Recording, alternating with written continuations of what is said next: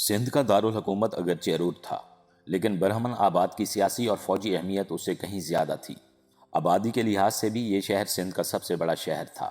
فتح کے بعد محمد بن قاسم نے جو خطوط حجاج بن یوسف اور خلیفہ ولید کو بھیجے، ان میں اس نے لکھا کہ سندھ میں قوت مدافعت عملی طور پر ختم ہو چکی ہے۔ ارور کے متعلق مجھے یقین ہے کہ وہاں کی افواج لڑے بغیر ہتھیار ڈال دیں گی، اور اگر انہوں نے مزاحمت بھی کی تو یہ مارکہ سندھ کے باقی مارکوں کے مقابلے میں نہایت غیر اہم ہوگا۔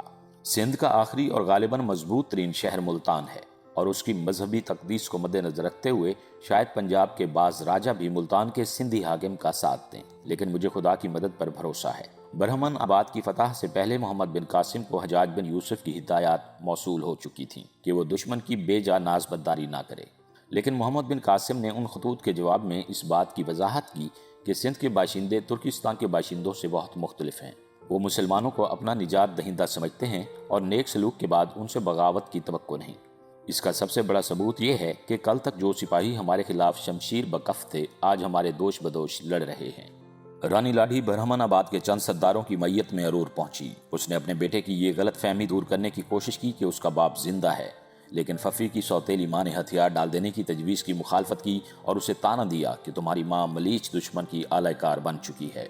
اس کے ساتھ ہی شہر کے پروہت نے یہ مشہور کر دیا کہ رانی لاڈھی مسلمان سپہ سالار سے ہم کلام ہو کر اپنا دھرم بھرشٹ کر چکی ہے۔ مختلف زبانوں میں حاشیہ آرائی کے ساتھ یہ خبر شہر میں آگ کی طرح پھیل گئی۔ ارور کے چند عہدیدار پرتاپ رائے کے رشتہ دار تھے۔ ان میں سے ایک نے پرتاپ رائے کے قتل کا انتقام لینے کے لیے بھرے دربار میں یہ کہہ دیا کہ رانی نے محمد بن قاسم کی خوشنودی حاصل کرنے کے لیے پرتاپ کو قتل کیا ہے۔ ان تمام واقعات نے ففی کو اپنی ماں کے خلاف غضبناک کر دیا، اور اس نے لاڈھی رانی سے کہا، کاش تم میری ماں نہ ہوتی۔ رانی کو اپنے اکلوتے بیٹے سے یہ توقع نہ تھی۔ یہ الفاظ ایک نشتر کی طرح اس کے سینے میں اتر گئے۔ اس نے یک کے بعد دیگرے اپنے بیٹے، اپنی سوکن اور حاضرین دربار کی طرف دیکھا اور کانپتی ہوئی آواز میں چلائی، بیٹا شرم کرو، میں تمہاری ماں ہوں۔ اگر ان لوگوں کی مدد سے مجھے تمہاری کامیابی کی ذرا بھی امید ہوتی تو میں تمہیں بصرہ تک دشمن کا تعاقب کرنے کا مشورہ دیتی، لیکن یہ لوگ کمینے بھی ہیں اور بزدل بھی۔ جو تمہارے باپ کے ساتھ وفا نہ کر سکے وہ تمہارے ساتھ وفا نہیں کریں گے۔ جو دشمن لاکھوں سپاہیوں کو شکست دے چکا ہے، اس کے سامنے تمہارے 10-20 ہزار سپاہی نہیں ٹھہر سکتے۔ سندھ کی آدھی فوج اس کے ساتھ مل چکی ہے۔ میں اپنی آنکھوں سے ان سے زیادہ غیور سرداروں کو مسلمانوں کے سپہ سالار کے پاؤں پر ہاتھ رکھتے دیکھ چکی ہوں۔ تمہاری خیر اسی میں ہے کہ تم ہار مان لو، ورنہ یاد رکھو یہ لوگ عین موقع پر تمہیں دھوکہ دیں گے۔ اس وقت زیادہ جوش وہ دکھا رہے ہیں جنہیں ابھی تک دشمن کے سامنے آنے کا موقع نہیں ملا۔ ففی نے جوش میں آ کر کہا، ماتا خاموش رہو، میرے ساتھی مرتے دم تک میرا ساتھ دیں گے، تو بیٹا یاد رکھو اس جنگ میں انہیں موت کے سوا کچھ حاصل نہ ہوگا۔ ایک ماہ کے بعد محمد بن قاسم برہمن آباد کے انتظامات سے فارغ ہو کر ارور کی طرف پیش قدمی کر رہا تھا۔ ففی کو یہ معلوم ہوا کہ مرتے دم تک اس کا ساتھ دینے کا دعویٰ کرنے والے سرداروں کے متعلق رانی کا اندازہ صحیح تھا۔ محمد بن قاسم کی فوج نے ابھی نصف راستہ طے کیا تھا کہ ایک صبح ففی کو معلوم ہوا کہ اس کے چند سردار 5000 سپاہیوں کے ہمراہ راتوں رات شہر چھوڑ کر بھاگ گئے ہیں۔ جب محمد بن قاسم کی فوج ارور سے فقط ایک منزل کے فاصلے پر تھی، ارور سے اور 3000 سپاہی رات کے وقت شہر کے دروازے بند پا کر سیڑھیوں کی مدد سے فصیل سے اتر گئے۔ ففی کا دل ٹوٹ گیا اور اس نے رہی سہی فوج کے ساتھ راہ فرار اختیار کی۔ محمد بن قاسم نے ایک نو مسلم سندھی سردار کو شہر کا حاکم مقرر کیا اور چند دن کی تیاری کے بعد ملتان کی طرف پیش قدمی کی۔ ملتان کے محاصرہ کے دوران محمد بن قاسم کو حجاج بن یوسف کی وفات کی خبر ملی۔ اس کے ساتھ ہی اسے اپنی بیوی کا مکتوب ملا، جس میں اس نے اپنے باپ کی موت کا ذکر کرنے کے بعد محمد بن قاسم کی ماں کے متعلق لکھا کہ ان کی صحت پھر خراب ہو گئی ہے، لیکن ان کی خواہش ہے کہ آپ ہندوستان میں اپنا کام ختم کیے بغیر گھر آنے کا ارادہ نہ کریں۔ زبیدہ نے اپنے متعلق لکھا، میں ان ہزاروں بیویوں سے مختلف نہیں جن کے شوہر سندھ، ترکستان اور اندلس میں برسر پیکار ہیں، اور سندھ کے سپہ سالار کی بیوی ہوتے ہوئے میرا یہ فرض ہے کہ میں آپ کی جدائی کو عام سپاہیوں کی بیویوں کی نسبت زیادہ صبر و سکون کے ساتھ برداشت کروں۔ آپ نے لکھا تھا کہ ملتان کی فتح کے بعد ہمیں اپنے پاس بلوا لیں گے، لیکن والدہ کی صحت شاید آئندہ چند مہینے انہیں سفر کی اجازت نہ دے۔ مجھے ڈر ہے کہ گھر کے متعلق آپ کی تشویش آپ کی فتوحات کی رفتار پر اثر انداز نہ ہو۔ انتہائی تکلیف کے وقت آپ کی فتح کی خبر سن کر ان کے چہرے پر رونق آ جاتی ہے۔ جب کبھی ان کا جی اداس ہوتا ہے تو میں ان کے منہ سے یہ دعا سنتی ہوں، یا اللہ مجھے قرون اولیٰ کے مجاہدین کی ماؤں کا صبر و استقلال دے۔ اور جب کبھی وہ مجھے غمگین دیکھتی ہیں تو یہ کہتی ہیں کہ زبیدہ تم ایک مجاہد کی بیوی ہو، ناہید اور زہرا کو میرا سلام پہنچا دیجیے۔ مجھے ان بہنوں پر رشک آتا ہے جو ہر روز سندھ کے میدانوں میں مجاہدوں کے گھوڑوں سے اڑنے والی گرد دیکھتی ہیں۔ بصرہ میں ان عورتوں اور بچوں کا انتظار ہو رہا ہے جنہیں آپ نے برہمن آباد کے قید خانے سے آزاد کروایا ہے۔ انہیں کب بھیجیں گے؟ میں اس سے زیادہ اور کیا دعا کر سکتی ہوں کہ آپ کا ہر قدم بلندی کی طرف ہو اور میری نگاہ کا ہر آسمان آپ کے سمند اقبال کے پاؤں چومے۔ چند دن کی مزاحمت کے بعد ملتان کے باشندوں نے ہتھیار ڈال دیے اور محمد بن قاسم امیر داؤد نصر کو ملتان کا امیر اعلیٰ مقرر کر کے ارور کی طرف واپس ہوا۔ راستے میں اسے خبر ملی کہ کنوج کا ایک راجہ ہری چندر راج کمار جے سنگھ کو پناہ دے کر سندھ پر حملے کی تیاری کر رہا ہے۔ یہ خبر سنتے ہی محمد بن قاسم یلغار کرتا ہوا ارور پہنچا اور وہاں قیام کیے بغیر کنوج پر چڑھائی کر دی۔ سندھ اور راجپوتانہ کی سرحد پر دونوں افواج کا سامنا ہوا۔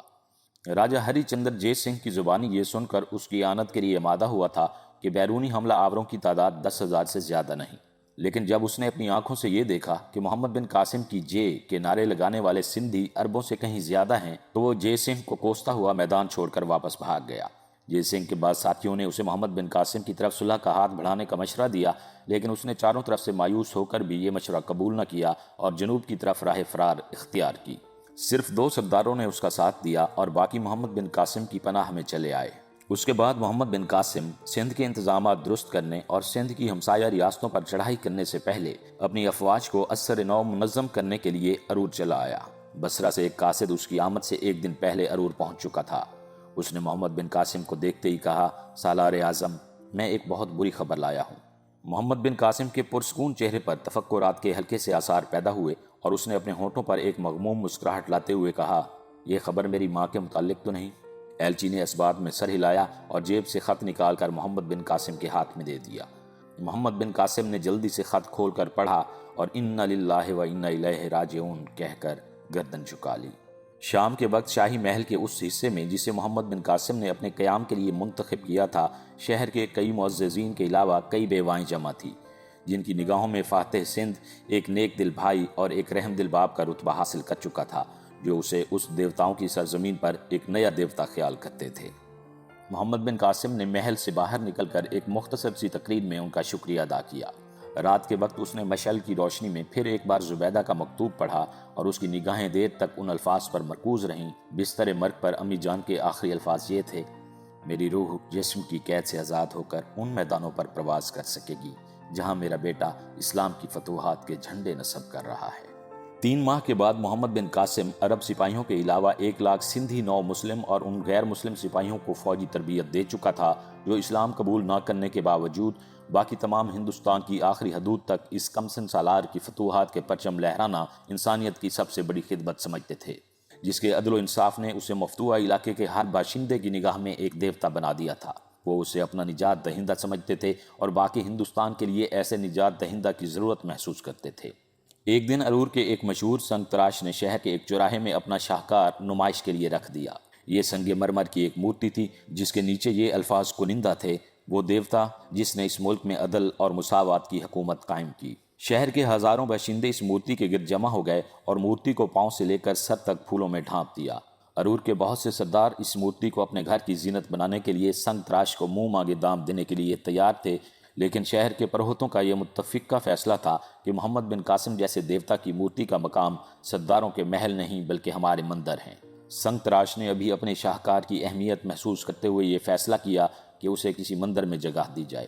پروہتوں نے اس کے لیے بدھ کا ایک پرانا مندر منتخب کیا۔ شام کے وقت مورتی کو مندر کی طرف لے جاتے ہوئے شہر کے پروہتوں اور عوام کا جلوس شاہی محل کے سامنے سے گزرا۔ بھیم سنگھ نے بھاگ کر محمد بن قاسم کو اطلاع دی کہ لوگ آپ کی مورتی کو مندر میں نصب کرنے کے لیے جا رہے ہیں۔ محمد بن قاسم پریشان ہو کر محل سے باہر نکلا۔ جلوس اسے محل کے دروازے کی سیڑھیوں پر کھڑا دیکھ کر رک گیا۔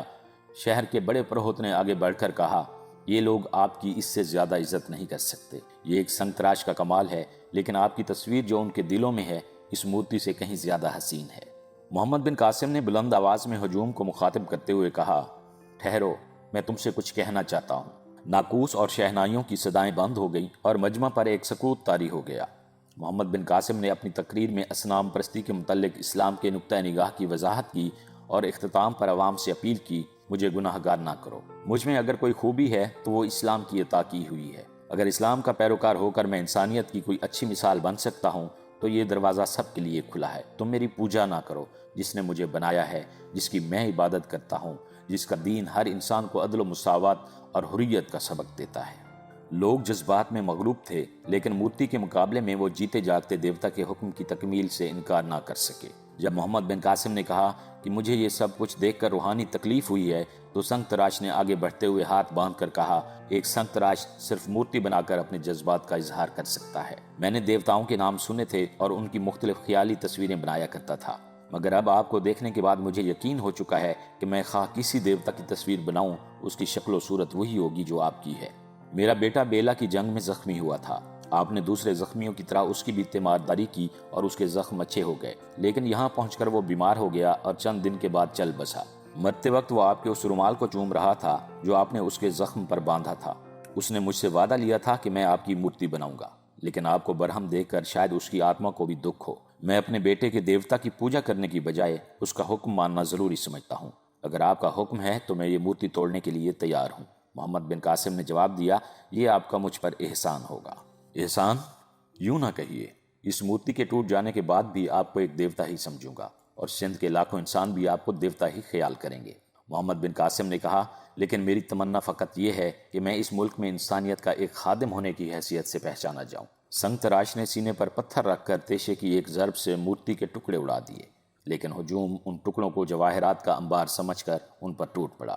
اس واقعے کے بعد ارور کے ہزاروں باشندے اسلام کی تعلیم کے ساتھ دلچسپی لینے لگے اور سندھ کے طول و عرض میں نو مسلموں کی تعداد میں آئے دن اضافہ ہونے لگا۔ ارور سے چند سالار رخصت پر جا رہے تھے۔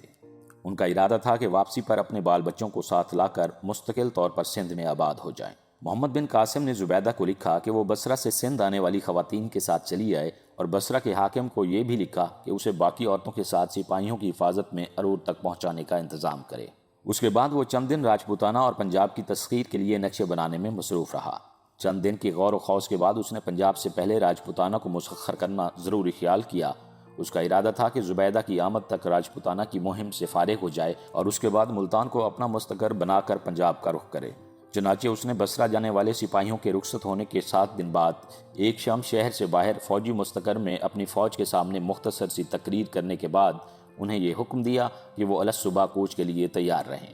لیکن ایک مغربی مورخ کے قول کے مطابق محمد بن قاسم کا آفتاب اقبال عین دوپہر کے وقت غروب ہو رہا تھا۔ صبح کی نماز کے بعد جب ارور کے باشندے پڑاؤ میں جمع ہو کر محمد بن قاسم کو الوداع کہہ رہے تھے اور عورتیں آگے بڑھ بڑھ کر سپاہیوں کے گلوں میں پھولوں کے ہار ڈال رہی تھیں، اچانک ایک طرف سے اٹھتی ہوئی گرد دکھائی دی اور آن کی آن میں 50 مسلح عرب نمودار ہوئے۔ محمد بن قاسم کے وہ سالار بھی تھے جو ایک ہفتہ پہلے بصرہ کے لیے رخصت پر روانہ ہوئے تھے۔ ایک سوار نے آگے بڑھ کر محمد بن قاسم کو ایک خط پیش کرتے ہوئے کہا، یہ امیر المومنین سلیمان بن عبد الملک کا مکتوب ہے۔ محمد بن قاسم نے چونک کر کہا، امیر المومنین سلیمان؟ اس نے جواب دیا، ہاں، خلیفہ ولید وفات پا چکے ہیں۔ محمد بن قاسم نے انا للہ و انا الیہ راجعون کہہ کر جلدی سے خط کھول کر پڑھا اور کچھ دیر گردن جھکا کر سوچنے کے بعد قاصد کی طرف دیکھتے ہوئے کہا، مجھے سلیمان سے یہی توقع تھی۔ یزید بن ابو کبشہ کون ہے؟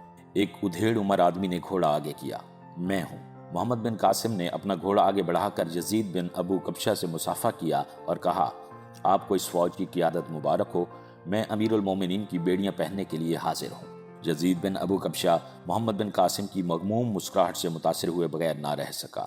اس نے پڑاؤ میں ان بے شمار سپاہیوں کی طرف دیکھا جو کوچ کے لیے امیر عساکر کے حکم کے منتظر تھے، پھر ان سالاروں کی طرف دیکھا جو ولید کی موت اور سلیمان کی مسند نشینی کی خبر سن کر محمد بن قاسم کے گرد جمع ہو گئے تھے۔ یزید بن ابو کبشہ نے محسوس کیا کہ وہ خود 1,00,000 جاں بازوں کے قائد کے سامنے ایک مجرم کی حیثیت میں کھڑا ہے۔ محمد بن قاسم کے یہ الفاظ کہ میں امیر المومنین کی بیڑیاں پہننے کے لیے حاضر ہوں اس کے کانوں میں بار بار گونج رہے تھے۔ وہ محسوس کر رہا تھا کہ قدرت نے اس کے کندھوں پر زمین و آسمان کا بوجھ لاد دیا ہے۔ محمد بن قاسم کی طرف اس کی نگاہیں کئی بار اٹھ اٹھ کر جھکیں اور جھک جھک کر اٹھیں۔ اس نے اپنے ساتھیوں کی طرف دیکھا، ان سب کی گردنیں جھکی ہوئی تھیں۔ کئی بار الفاظ اس کی زبان تک آ کر رک گئے۔ بالآخر اس نے کہا، میرے دوست، قدرت نے یہ خفت میرے حصے میں لکھی تھی۔ محمد بن قاسم نے جواب دیا، آپ پریشان نہ ہوں، آپ فقط ایلچی ہیں۔ خالد، انہیں محل میں لے چلو، اور زبیر، تم سپاہیوں کو حکم دو کہ ہم نے آج کوچ کا ارادہ ملتوی کر دیا ہے۔ بھیم سنگھ نے آگے بڑھ کر کہا، اگر اس خط میں کوئی راز کی بات نہ ہو तो हम सब ये जानने के लिए बेकरार हैं कि दरबार खिलाफत से आपको क्या हुक्म मिला है। मोहम्मद बिन कासिम ने ख़त मोहम्मद बिन हारून के हाथ में देते हुए कहा, ये आपको पढ़कर सुना देंगे। शाम के वक्त अरूर के हर गली कूचे में कोहराम मचा हुआ था। हजाज बिन यूसुफ के खानदान के साथ सुलेमान की पुरानी दुश्मनी की खबर मशहूर हो चुकी थी। हर घर में सिंध के नए गवर्नर की आमद और मोहम्मद बिन कासिम की रवानगी का जिक्र हो रहा था। शहर के हजारों मर्द, औरतें और बच्चे शाही महल के गिर्द जमा होकर शोर मचा रहे थे। नमाज मगरिब के बाद मोहम्मद बिन कासिम की फौज के तमाम ओहदेदार महल के एक वसी कमरे में जमा हुए। मोहम्मद बिन कासिम को उसकी मर्जी के खिलाफ इस इज्तिमा में शरीक होने पर मजबूर किया गया। उसने एक मुख्तसर सी तकरीर में कहा, मैं सुबह दमिश्क रवाना हो जाने का फैसला कर चुका हूँ और इस फैसले पर नजरसानी के लिए तैयार नहीं। एक सिपाही का सबसे पहला फर्ज इताअत अमीर है। आप इस हादसे से परेशान ना हो और अपने नए हाकिम के साथ पूरा ताउन करें। अमीरुल मोमिनीन सुलेमान गालिबन ये देखना चाहते हैं कि मेरे दिल में इताअत अमीर का जज्बा है या नहीं। दमिश्क से रवानगी के वक्त वो मुझसे बज़्ज़न हो गए, लेकिन ये वो ज़माना था जब उन पर किसी जिम्मेदारी का बोझ ना था। अब वो अमीरुल मोमिनीन हैं और मुझे यकीन है कि उनके मिजाज में तब्दीली आ चुकी होगी। बहुत मुमकिन है कि वो मुझे हिंदुस्तान में अपना अधूरा काम पूरा करने के लिए भेज दें, लेकिन अगर मैं उनकी गलत फहमी दूर ना कर सका और मुझे दोबारा यहाँ आने का मौका ना दिया गया तो भी यजीद बिन अबू कबशा की इताअत तुम्हारा फर्ज होगा। भीम सिंह ने कहा, आप जो हुक्म दें हम मानने के लिए तैयार हैं, लेकिन सिंध के तमाम सरदारों की राय ये है कि आप उस वक्त तक यहाँ से ना जाएं जब तक कि आपको खलीफा की नेक नियति का यकीन ना हो जाए। मैं जुबैद से दमिश्क के वाकयात सुन चुका हूँ और मेरा दिल गवाही देता है कि सुलेमान आपके साथ बहुत बुरा सलूक करेगा। हम आपको सुलेमान की रैयत नहीं समझते बल्कि अपने दिलों का बादशाह समझते हैं। हम आपके इशारे पर आग में कूद सकते हैं, लेकिन ये गवारा नहीं कर सकते कि हमारी आंखों के सामने आपको बेड़ियां पहनाई जाएं। आपके अरब साथियों के दिलों में दरबार खिलाफत का एहतराम हो तो हो, लेकिन हम ऐसे खलीफा का एहतराम करने के लिए तैयार नहीं जो सिंध को उसके मोहसन आजम से महरूम करना चाहता है। हम जिंदगी और मौत में आपका साथ देने का अहद कर चुके हैं और ये अहद टूटने वाला नहीं। आप सिंध में रहें, सिंध को आपकी ज़रूरत है। आपके अरब साथी अगर आपका साथ छोड़ भी दें तो भी हमारी 1 लाख तलवारें आपकी हिफाजत के लिए मौजूद हैं। और सिर्फ यही नहीं बल्कि सिंध का हर बच्चा और बूढ़ा खतरे के वक्त आप पर जान कुर्बान करने के लिए तैयार होगा। भगवान के लिए आप ना जाएं, और कम से कम उस वक्त तक ना जाएं जब तक हमें ये इत्मीनान ना हो जाए कि सुलेमान आपके साथ बदसलूकी नहीं करेगा। अगर मेरे अल्फाज आप पर असर नहीं करते तो आप इस महल के नीचे झांक कर देखें और फिर फैसला करें कि वो हज़ारों यतीम जो आपको अपना बाप समझते हैं, वो हज़ारों बूढ़े जो आपको अपना बेटा समझते हैं और वो बेवाएं जो आपको अपना भाई समझती हैं, आप पर कोई हक रखते हैं या नहीं। इख्तिताम पर भीम सिंह की आवाज़ भर आ गई। हाज़रीन एक दूसरे की तरफ देखने लगे। जुबैर ने कहा, आप अच्छी तरह जानते हैं कि सुलेमान आपके साथ नेक सलूक नहीं करेगा।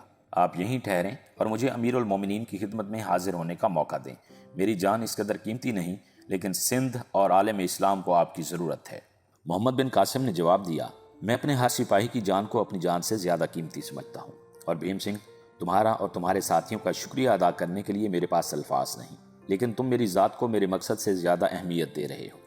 तुम नहीं जानते कि दरबार खिलाफत से मेरी बगावत दरअसल उस अजीम शान मकसद से बगावत होगी जिसके लिए गुज़श्ता 1 सदी में लाखों सरफरोश अपना खून बहा चुके हैं। ये 1 लाख इंसान तमाम हिंदुस्तान को फतह करने के लिए काफ़ी हैं, और मेरी जान इस कदर अहम नहीं कि मैं सिंध की 1 लाख तलवारों को आलम इस्लाम की 1 लाख तलवारों से टकराने की इजाज़त दे दूँ। ऐसी बगावत में मेरी फतह भी मुसलमानों की बदतरीन शिकस्त के मुतरादिफ होगी। क्या मैं ये गवारा कर सकता हूँ कि इस वक्त तुर्किस्तान और अंदलस में हमारी जो अफवाज मसरूफ़ जिहाद हैं वो सिर्फ इसलिए वापस बुला ली जाएं कि सिंध के सिपा सालार ने अपनी जान के खौफ से आलम इस्लाम के खिलाफ बगावत कर दी है? अगर ये सवाल मेरी और सुलेमान की ज़ात तक महदूद होता तो शायद मैं उसके सामने हथियार ना डालता, लेकिन मैं उस कौम के सामने हथियार डाल रहा हूँ जो सुलेमान को अपना खलीफा तस्लीम कर चुकी है। अगर मेरी मौत मुसलमानों को इतने बड़े इंतशार से बचा सके तो मैं इसे अपनी खुश नसीबी समझूंगा। तुम ये कह चुके हो कि तुम मेरे इशारे पर जान कुर्बान करने के लिए तैयार हो। मैं तुमसे कुर्बानी तलब करने का हकदार नहीं, लेकिन अगर तुम चाहते हो कि सिंध से रुखसत होते वक्त मेरे दिल पर कोई बोझ ना हो और मैं अपने दिल में ये इत्मीनान लेकर जाऊं कि सिंध में मेरा कोई काम अधूरा ना था, तो तुम जो दीन अमलन कबूल कर चुके हो उसका जुबान से भी ऐलान कर दो।